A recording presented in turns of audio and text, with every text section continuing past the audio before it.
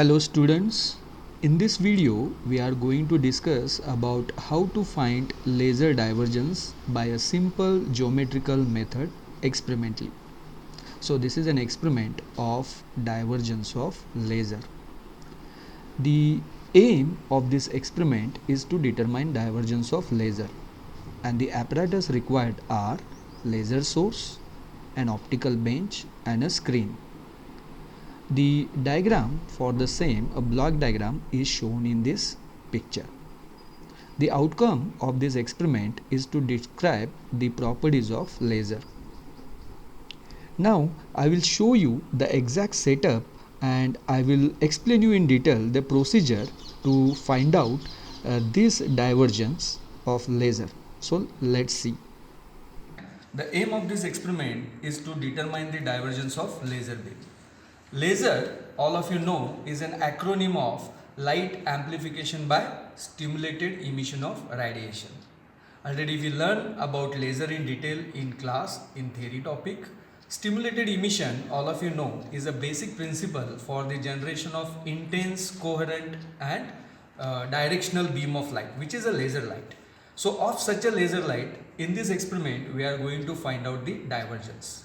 Divergence, what it means? Divergence means even though you see a laser is highly directional source of light we have, but as it propagates through a medium, it diverges from its original path by certain angle, by very small angle. So that angle of divergence we are going to find out here with the apparatus provided to us. So what are the apparatus we needed here? Definitely we need a laser source. So here we are use a small semiconductor diode laser, which is a red color laser here, and a screen is required. For what purpose it is required, that I will tell you in short. And we require a scale, an optical bench, but instead of optical bench, here we are going to perform it on a desk. Okay, so how we can do that? So for this, in a write-up you are provided the formula to find out the angle of divergence. If you see in a write-up, the angle of divergence theta is equal to given as d2 square minus d1 square raised to half divided by capital T. So what are those values? How we can perform this experiment? Let's see.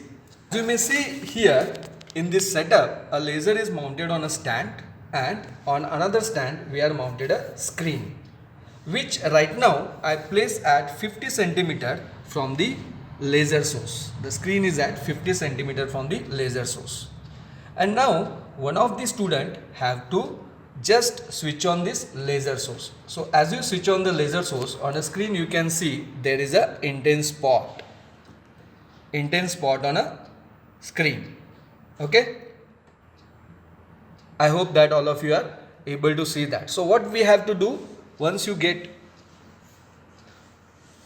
this laser spot, the other student have to mark this particular spot with a pencil. You have to encircle that spot with a pencil.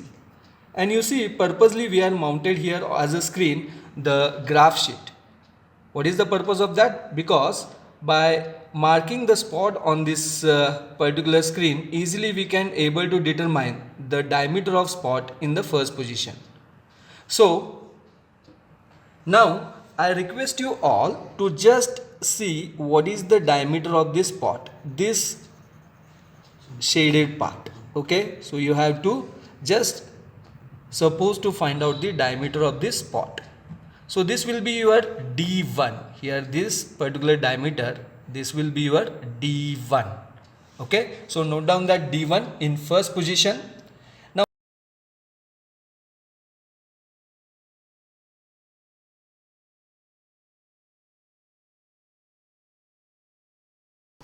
in the observation table, as you may see, at position of screen 50 centimeter, the diameter of spot D1 which you find out, that you have to write it here. Okay, and that will be in centimeter. So write your first reading for diameter of spot at this place. Then I will shift the screen by 50 centimeter. So I'll just keep it now. Okay, from my source, now the screen is at 100 centimeter, and I have to repeat the same procedure. So one of the student have to just switch on the laser source, and as we get here spot on the screen, the other student have to encircle that spot with a pencil. Let me do it once again. You see, very carefully you have to encircle that spot with a pencil. Yes, so it is done. Now here I request you all to just determine, you see this spot diameter is here, so you have to determine the diameter of this spot and just mark the diameter of this spot as D2.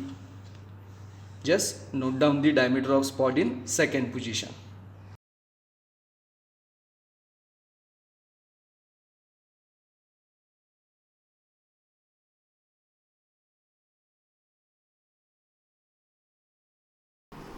Now write your value of D2, that is diameter at second place, in this third column, that is diameter of spot in second place when you place your screen at 100 centimeter.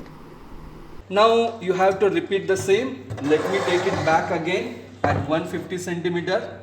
Once again, one of you have to put on the laser source on, and as we get the spot on a spot on the screen, I have to mark this again, encircle that spot. So just let me encircle that spot. Yes, I done it here. And now you have to determine the diameter of this spot in third position. So just this will be your D3.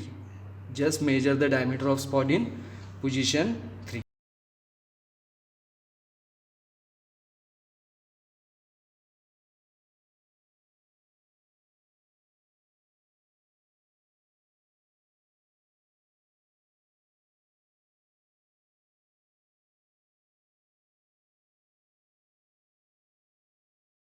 Write this measured value of diameter of spot in third position in this column.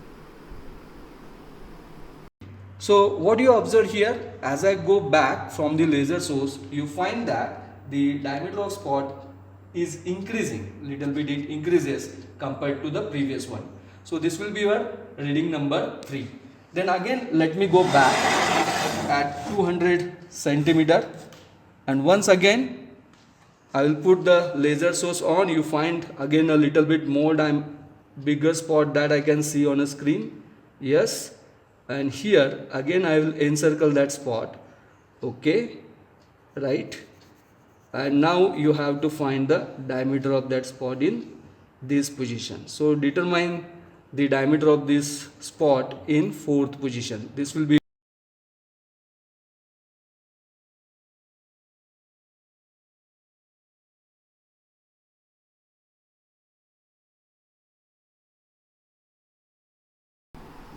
Now write the diameter of spot in fourth position over here.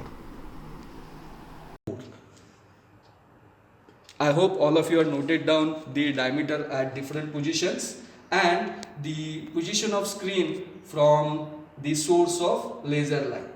Okay. Now once you have D1, D2, if you consider the first position reading as D1 and the second position as D2, then distance between these two positions will be capital D.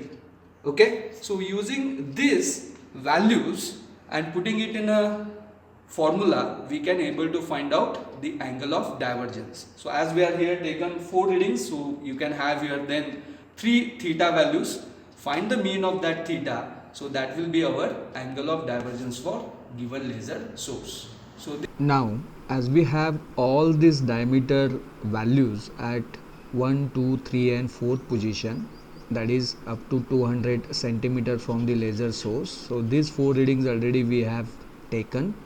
Now using these values and the formula which we already talked about, the formula is given here, theta that is equal to d2 square minus d1 square raised to half upon capital D, where capital D, that means when you take d1 and d2, these two values, then the distance between these two, that will be capital D, which is 50 centimeter.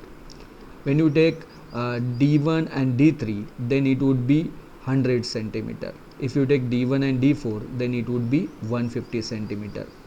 So like that, if you put all those values, then for for these 4 readings you can able to find out the value of theta.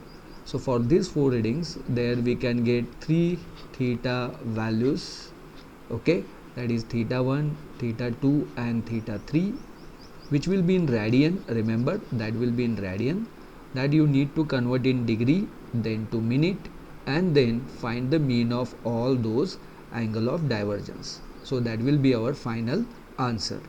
So that as a result you can mention over here the mean of angle of divergence, whatever you get that you mention here. Then the conclusion, what the thing, whatever we get this final result, by this you can write a conclusion. And here are few questions which are provided for understanding the various theoretical points related with the laser. So I hope that you understood how to perform this experiment. Thank you very much.